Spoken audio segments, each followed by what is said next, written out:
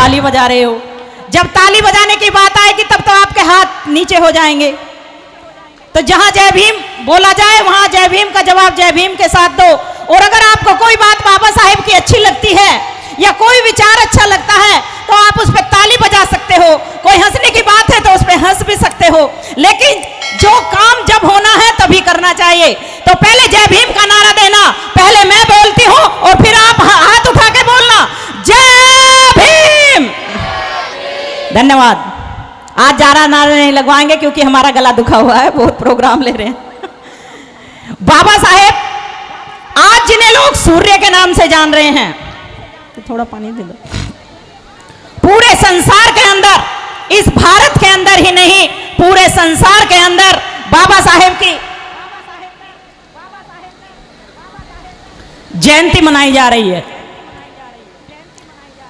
आखिर सोचने वाली बात यह है कि जब लोग ये कहते हैं कि इस संसार को बनाने वाला ईश्वर है, ईश्वर ने या ब्रह्मा ने इस सृष्टि की रचना की है और उनके बाद जो अवतार होते हैं वो केवल भारत तक ही सीमित होकर रह जाते हैं। लेकिन बाबा साहेब डॉक्टर बी.आर. अम्बेडकर जो इन बहुजनों के भगवान हैं, जो जूते चप्पलों में बैठकर पढ़ते हैं, जो बच्चा अभी गा के गया कि भीम इतना बड़ा दुख पाए और जूते चप्पल में बैठकर पढ़ा, पानी के लिए स्कूल में तरसा, पहनने के लिए कपड़े के लिए तरसा। अरे बाबा साहेब के बदन पर लंगोटी धारण करके बाबा साहेब जाते थे, पूरे कपड़े भी बदन पर नहीं होते थे। लेकिन आज पूरा संसार विश्व ज्ञान दिवस के रूप में हमारे मसीहा बाबा साहेब डॉक्टर बी.आर. अम्बेडकर का जन्मदिन मना रहा है और 33 करोड़ देवी देवताओं का कहीं नाम नहीं आ रहा है। आखिर क्यों? एक तरफ ये पूरा मनोवाद है और एक तरफ बाबा साहेब हैं, लेकिन पलड़ा किसका भारी है? Baba Saheb doctor B R. अम्बेडकर का। क्यों है? क्योंकि बाबा साहेब डॉक्टर बी.आर. अम्बेडकर ने अपने गुणों के कारण, अपने त्याग के कारण, अपने संघर्ष के कारण आज जो है बहुजन समाज के लोग हैं जो नाली की कीचड़ में कीड़ों की तरह से रेंगते थे, जिनका कोई अस्तित्व नहीं था। अरे तुम्हारे बोलने खाने पर पाबंदियां थी, तुम्हारे कपड़ा पहनने पर पाबंदियां थी, लेकिन आज बाबा साहेब की वजह से ये हमारा बहुजन समाज एक चपरासी की पोस्ट से लेकर एक राष्ट्रपति की पोस्ट तक पहुंच गया है। ये बाबा साहेब के कारण पहुंचा या नहीं पहुंचा? अगर इस बहुजन समाज के बीच ये नोट जेब के अंदर आ गए हैं तो उसमें बाबा साहेब ने अपना खून बहाया है या नहीं? बाबा साहेब ने अपने 4-4 बच्चे बलिदान कर दिए हमारे लिए। बाबा साहेब ने अपनी पत्नी को मार दिया हमारे लिए। बाबा साहेब कुछ जर्जर होकर मर गए हमारे लिए। अरे बाबा साहेब के पास इतनी डिग्रियां थी कि आज तक संसार में कोई भी इतनी डिग्रियां नहीं ले सका। बाबा साहेब 24 घंटे में से 22 घंटे काम किया करते थे और जो भारत का संविधान आज हमारी ताकत बना हुआ है, उस संविधान को बाबा साहेब लगातार कई दिनों तक लिखते थे। लेकिन हे अफसोस मेरे बहुजन समाज के भाई और बहनों, अफसोस जिस बाबा साहेब ने अपना सब कुछ तुम्हारे लिए न्यौछावर कर दिया, हमने उस बाबा साहेब की कदर ना जानी, हमने उनकी कीमत को ना पहचाना। बाबा साहेब ने कहा कि जाओ मेरे मूल निवासियों, तुम इस देश के शासक हो और तुम्हें मैंने जो इस सत्ता का अधिकार दिलाया है, तुम्हें यह सत्ता फिर से कायम करनी होगी और अपने हर एक घर के अंदर हर एक राजा पैदा करना होगा। और बाबा साहेब ने कहा कि मैंने इस भारत के संविधान में ऐसा प्रावधान किया है कि अब राजा किसी रानी की कोख से पैदा नहीं होगा। कहां से पैदा होगा? बैलेट पेपर से पैदा होगा। किसी रानी की कोख से कोई राजा पैदा नहीं होगा। ये ताकत हमें किसने दी? वोट का अधिकार हमें दिलाया तो किसने दिलाया? बाबा साहेब ने दिलाया। मनुवादियों ने पूरी ताकत लगा दी, हिंदू नेताओं ने पूरी ताकत लगा दी। जब बाबा साहेब लंदन के अंदर हमारे लिए अधिकार मांग रहे थे तो हिंदू नेताओं ने ताकत लगाई कि इन बहुजनों को यानी कि शूद्र और अति शूद्रों को वोट का अधिकार ना दिया जाए। ये तिलक ने कहा कि ये पान, तेल, बीड़ी, सिगरेट बेचने वाले राजनीति में जाकर क्या करेंगे, ये अपना काम देखें, इन्हें राजनीति से कुछ नहीं लेना देना चाहिए, जो इनका काम है वही करना चाहिए। और ये जो दलित लोग हैं जो सफाई करते हैं उन्हें सफाई करनी चाहिए, जो चमड़ा काटते हैं उन्हें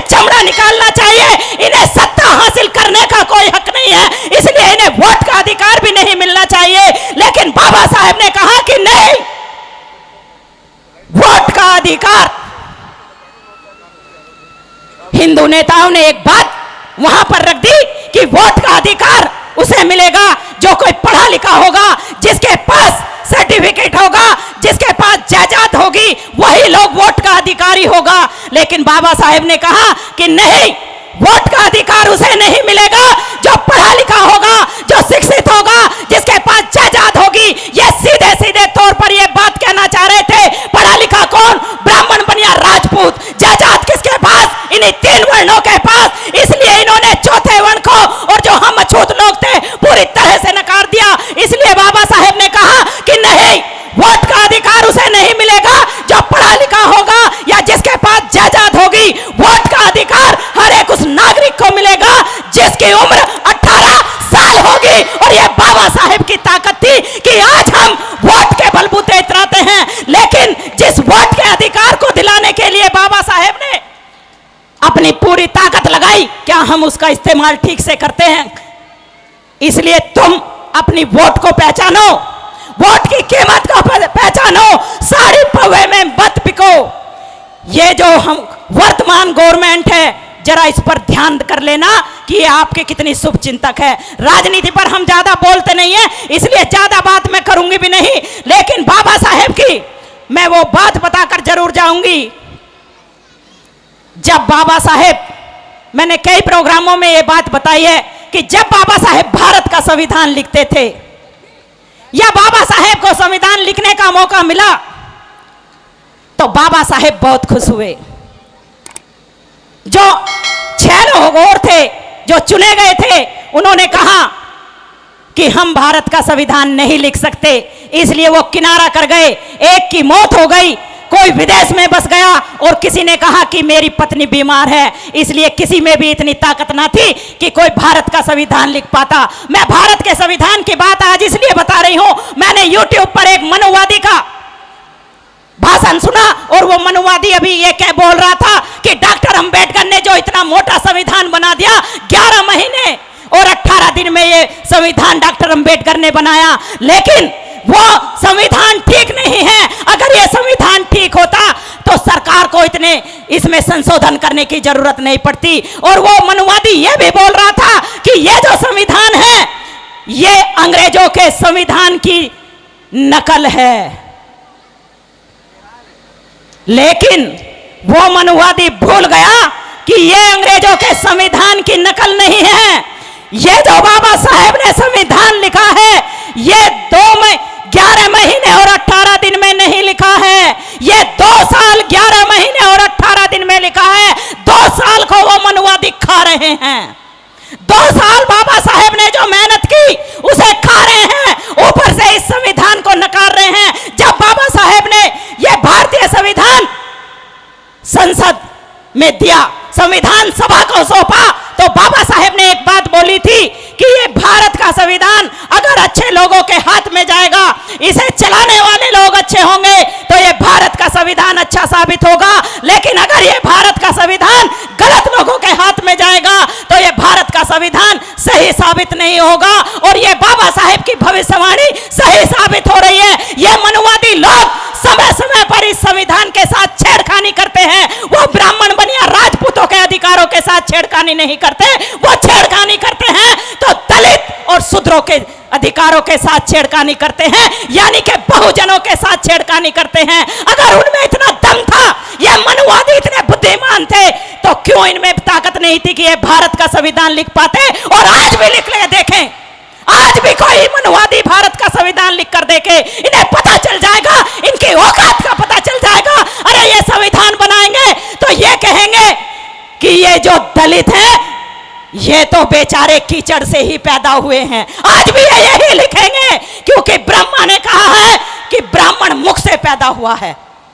इनका कोई कान से पैदा होता है, कोई मुख से पैदा होता है, कोई चांद से पैदा होता है, कोई फूल पर बैठी देवी नजर आती है। कानून क्या होता है इन्हें कोई पता नहीं, लेकिन बाबा साहेब ने इनके कानून की धज्जी उड़ाई, मनुस्मृति को आग लगाई और सभी लोगों के अधिकार जो भारत में रहने वाले हैं, चाहे वो ब्राह्मण बनिया राजपूत हैं और चाहे बहुजन समाज के लोग हैं, सभी को समानता का अधिकार दिया है या नहीं दिया है? लेकिन ये समानता का अधिकार देने के लिए, हमें इतने बड़े बड़े मंचों पर पहुंचाने के लिए, अपनी आवाज बुलंद करने के लिए, अपने अधिकारों के लिए लड़ाई लड़ने के लिए, बाबा साहेब जब भारत का संविधान लिखते थे तो कैसे लिखते थे?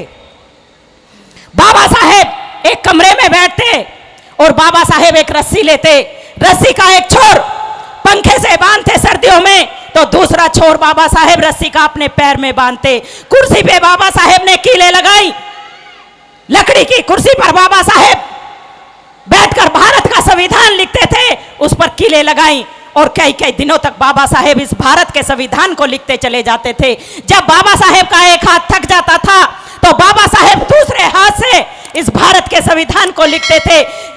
लेकिन बाबा साहेब कई कई दिनों तक शुगर के पेशेंट होने के बाद भी, जो इनके शरीर में इतनी पीड़ा रहती थी, आराम नहीं करते थे। उनके एक सेवक थे नानक चंद रत्तू जी, और चिंचोली के अंदर जो बाबा साहेब का संग्रहालय बनाया है वो नानक चंद रत्तू जी ने उसकी नींव रखवाई थी। नागपुर के अंदर वहां रत्तू जी की फोटो लगी है और कहा जाता है कि रत्तू जी को जो पैसा मिला वो दिल्ली के लोगों ने दिया। रत्तू जी दिल्ली के लोगों से कलेक्शन करके ले गए और उस संग्रहालय की नींव नानक चंद रत्तू जी ने रखी। लेकिन वही नानक चंद रत्तू जी बाबा साहेब के लिए दिन रात रोते थे और बाबा साहेब के पैरों की बड़ी सेवा क्या करते थे। एक दिन नानक चंद रत्तू जी ने बाबा साहेब से कहा कि बाबा साहेब आपकी आज्ञा हो तो मैं अपने बीवी बच्चों से मिलाऊं, आपके लिए मैंने खाना रख दिया है, आपके लिए मैंने चाय रख दी है, आप चाय पी लो और बाद में खाना खा लेना साहब, मैं सुबह जल्दी आ जाऊंगा अगर आपकी आज्ञा हो। बाबा साहेब ने कहा कि ठीक है रत्तू, तुम सुबह जल्दी आ जाना, मैं खाना भी खा लूंगा और मैं चाय भी पी लूंगा। रत्तू अपने घर जाता है, लेकिन जब सुबह रत्तू जल्दी आता है तो बाबा साहेब के लिए चाय लेकर आता है और बाबा साहेब को प्रणाम बोलता है। बाबा साहेब की नजर जब रत्तू पर पड़ती है तो रत्तू की आंखों में आंसू होते हैं। क्यों? बाबा साहेब कह रहे थे कि अरे रत्तू तुम घर नहीं गए, अरे रत्तू तुम घर नहीं गए। ये सुनकर बाबा साहेब की आंखों में, रत्तू की आंखों में आंसू आ गए बाबा साहेब की बातों को सुनकर। और रत्तू ने कहा कि किस मिट्टी से बने हैं बाबा साहेब आपको अपनी सेहत का ध्यान नहीं है, आप अपनी भूख का भी ध्यान नहीं करते हो, दिन रात इस भारत के संविधान को लिखते हो। आखिर ऐसी कौन सी चिंता है साहब जो आपके शरीर से भी बढ़कर है, जो आपकी जान से भी बढ़कर है? ऐसी वो कौन सी चिंता है? बाबा साहेब रोए, बाबा साहेब की आंखों में आंसू आए, जर्जर बाबा साहेब का शरीर हो चला था। डंडा लेकर बाबा साहेब चलते थे, दूसरे के कांधे पर हाथ रखकर बाबा साहेब चलते थे। उन्होंने कहा कि रत्तू मेरे पास टाइम नहीं है। क्यों नहीं है? क्योंकि बाबा साहेब जानते थे कि मैं ज्यादा दिन जिंदा नहीं रहूंगा। और उन्होंने कहा कि रत्तू मेरे पास टाइम नहीं है, अगर ये भारत का संविधान अधूरा रह गया तो मेरे इन 7 करोड़ अछूतों के अधिकार, जो ये मेरे 7 करोड़ अछूत बच्चे हैं जिनके लिए मैंने 60 सालों तक संघर्ष किया है रत्तू, वो मेरे सारा संघर्ष बेकार चला जाएगा। मैंने जो लंदन में इनके लिए अधिकार दिलाए हैं वो अधिकार मिट्टी में मिल जाएंगे रत्तू।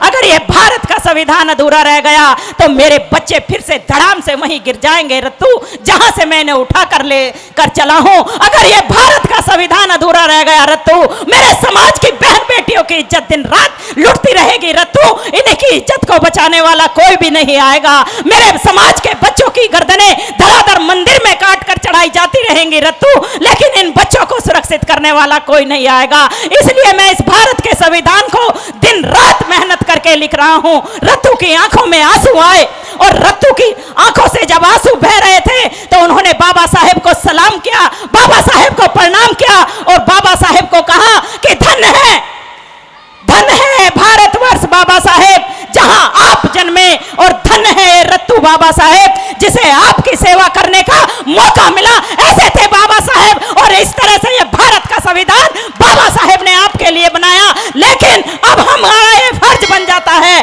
कि चाहे जो कुछ भी हो जाए, हमें अपनी जान की बाजी लगाकर भी इस भारत के संविधान को सुरक्षित रखना है। इन मनुवादियों से इस भारत के संविधान की रक्षा करनी है। जब तक ये भारत का संविधान सुरक्षित है तो मेरे समाज की महिलाओं, हे बहुजन महिलाओं, तुम सुरक्षित हो।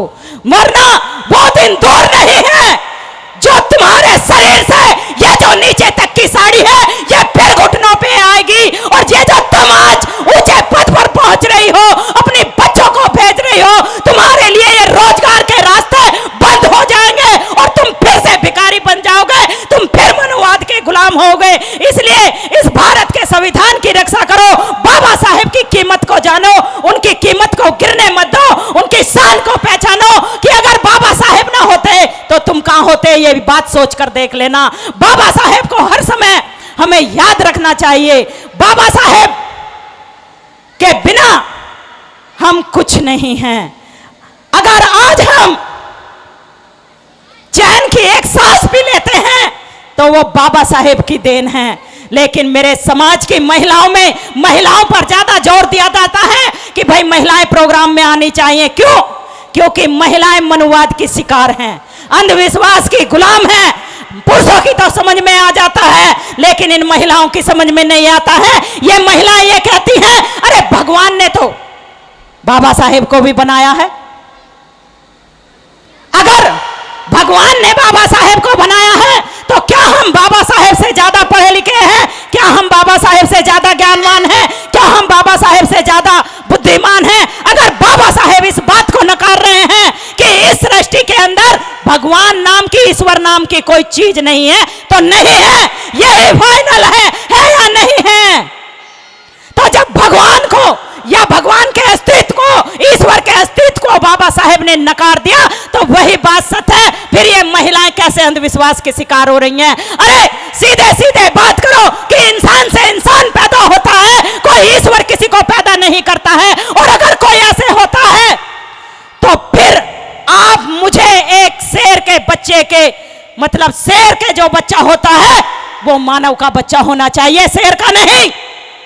या एक गधे में से, एक गधी से मानव का बच्चा पैदा करके दिखाओ, अगर इस ईश्वर के अंदर शक्ति है,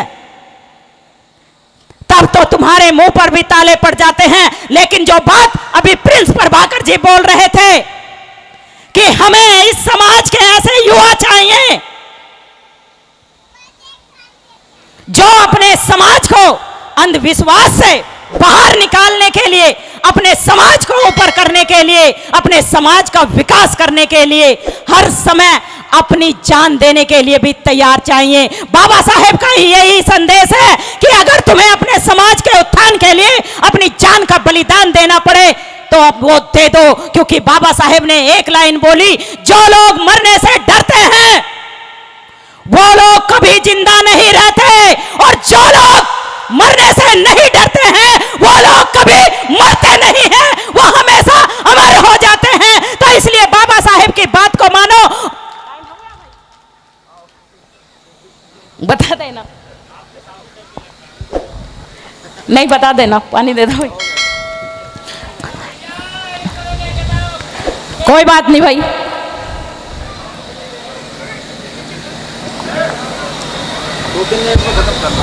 बाबा साहब पत्नी यानी कि हमारी माता रमाबाई की एक बात कहकर मैं अपनी बात को खत्म करूंगी। बाबा साहेब के संविधान की बात मैंने बताई, और बाबा साहेब की पत्नी यानी कि हमारी पूज्य माता रमाबाई जी, जिन्होंने अपने 4-4 बच्चे हमारे लिए बलिदान कर दिए, उनका अगर त्याग और बलिदान ना होता तो शायद बाबा साहेब ना बन पाते। बाबा साहेब इतनी लड़ाई नहीं लड़ पाते जितनी वो लड़ाई लड़कर चले गए और हमें अधिकार दिलाकर चले गए। लेकिन वही माता रमाबाई कैसे दुख में रही, क्या क्या उन पे बीता, एक छोटी सी घटना मैं बताऊंगी। बाबा साहेब जब लंदन से अधिकार लेकर लौटे तो बाबा साहेब का जगह जगह बहुत सम्मान किया गया, जगह जगह प्रोग्राम होने लगे और बाबा साहेब को बुलाया जाने लगा, क्योंकि पूरे भारत के अंदर बाबा साहेब छा गए थे। बाबा साहेब को सम्मान में पगड़ी मिलती, कहीं कहीं कुछ मिलता। बाबा साहेब के घर में एक पगड़ी रखी थी और बाबा साहेब को किसी प्रोग्राम के लिए जाना था। उस प्रोग्राम में माता रमाबाई ने कहा कि साहब आज मुझे भी आपका सम्मान देखना है, लोग आपको बुलाते हैं, मैं भी आपके साथ चलूंगी, मुझे भी आपका सम्मान देखना है। बाबा साहेब ने कहा कि नहीं रामू, तुम मेरे साथ नहीं चल सकती। बाबा साहेब चले गए और माता रमाबाई घर पर रह गई। लेकिन उनका बहुत मन था कि वो बाबा साहेब का सम्मान देके। माता रमाबाई के पास साड़ी नहीं थी, इसलिए माता रमाबाई ने बाबा साहेब की वो पगड़ी खोली, उसे हाथ से समेटा और उसकी सलवटें खोलने की कोशिश की। उस पगड़ी की माता रमाबाई ने साड़ी बनाई और उस साड़ी को पहनकर माता रमाबाई बाबा साहेब का सम्मान देखने के लिए पहुंची। बाबा साहेब जब भाषण दे रहे थे तो माता रमाबाई दूर छिपकर बैठी थी कि कहीं मेरे साहब को मैं दिख ना जाऊं और मेरे साहब नाराज हो जाएंगे कि मेरे मना करने के बाद भी तू आई। लेकिन बाबा साहेब की नजर माता रमाबाई पर पड़ गई थी और माता रमाबाई बाबा साहेब का भाषण सुनकर वापस हो चली थी। जो पगड़ी माता रमाबाई पहन कर आई थी, जो पहले नीचे तक आ गई थी, वो सिकुड़कर थोड़ी सी देर में फिर घुटनों तक आ गई थी, क्योंकि उसमें सलवटें बहुत ज्यादा थी। और माता रमाबाई ने बाबा साहेब के आने से पहले उस पगड़ी को ऐसे ही बनाया और वहीं पर रख दी। लेकिन बाबा साहेब ये सब देख रहे थे। बाबा साहेब ने घर आकर माता रमाबाई से कहा कि रामू, मैं तेरा गुनहगार हूं, रामू मुझे माफ कर देना, मैं तुम्हारा गुनहगार हूं। माता रमाबाई नहीं समझ पाई कि साहब ऐसा क्यों कह रहे हैं। उन्होंने कहा कि साहब, आप मुझसे ये बातें ऐसी क्यों कह रहे हो, आप मेरे गुनहगार कैसे हो सकते हो, मुझे आपसे कोई शिकायत नहीं है साहब, मैं सम्मान समारोह में नहीं गई साहब, आपने मुझे मना कर दिया था जाने के लिए, मैं नहीं गई आपका भाषण सुनने के लिए। माता रमाबाई ने झूठ कह दिया कि मैं नहीं गई। बाबा साहेब ने कहा कि रामू, जब मैं बोल रहा था तो मैंने तुम्हें पीछे देखा था, रामू मुझे माफ कर देना, मैं 7 करोड़ अछूतों का मुक्तिदाता बन गए जा रहा हूं, मैं अपने को 7 करोड़ अछूतों का बाप पिता कहता हूं, लेकिन रामू मैं तुम्हारा गुनहगार इसलिए हूं कि मैं अपने रामू के लिए एक साड़ी का इंतजाम नहीं कर सकता।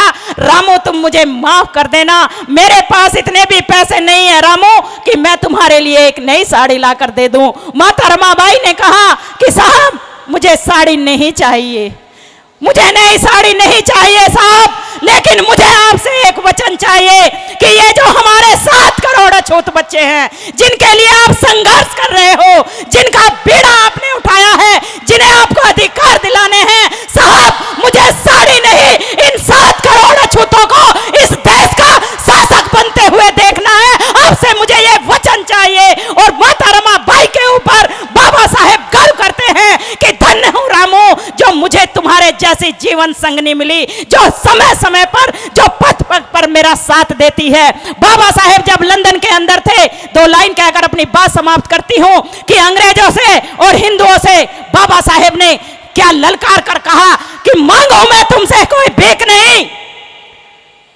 जब बाबा साहेब लंदन के अंदर गए तो वहां बाबा साहेब ने अंग्रेजों को भी लताड़ा और हिंदू नेताओं को भी लताड़ा और कहा कि मांगू मैं तुमसे कोई भीख नहीं, ना उधार मांगने आया हूं, तो फिर लंदन के अंदर क्या करने आया हूं, कुछ तो करने ही आए होंगे ना। मांगू मैं तुमसे कोई भीख नहीं, ना उधार मांगने आया हूं, इन दीनहीन मजलूमों का अधिकार मांगने आया हूं, अधिकार मांगने आया हूं। तो हमें बाबा साहेब की भांति शेर बनना है, हमें भेड़ बकरी नहीं बनना है।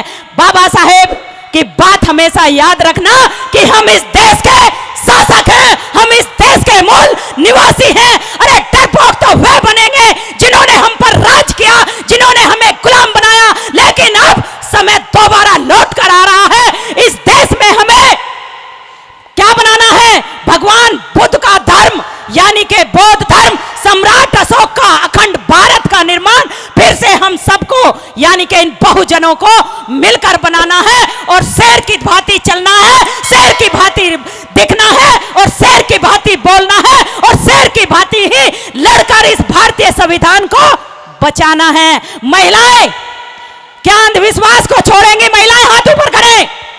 महिलाएं, कितनी महिलाएं ऐसी हैं जो बाबा साहेब की बात को मानेंगी? हाथ ऊपर करें।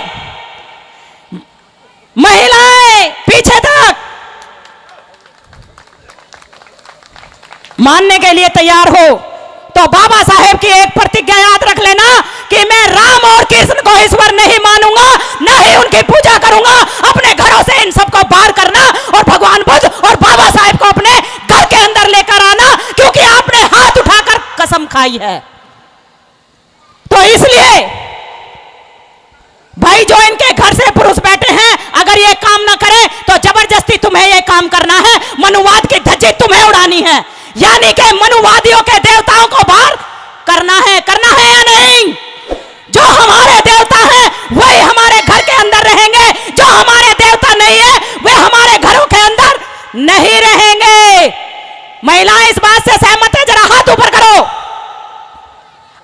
मेरी बात से सहमत हो तो इसके लिए धन्यवाद। मुझे मंच के ऊपर इतना टाइम मिला, मैं इस आयोजक टीम का बहुत बहुत धन्यवाद करती हूँ। अगर आपने अभी तक हमारा चैनल सब्सक्राइब नहीं किया है तो सब्सक्राइब करें और घंटी का बटन बिल्कुल भी दबाना ना भूलें ताकि सभी लेटेस्ट खबरें पहुंच सकें आप पे सबसे पहले।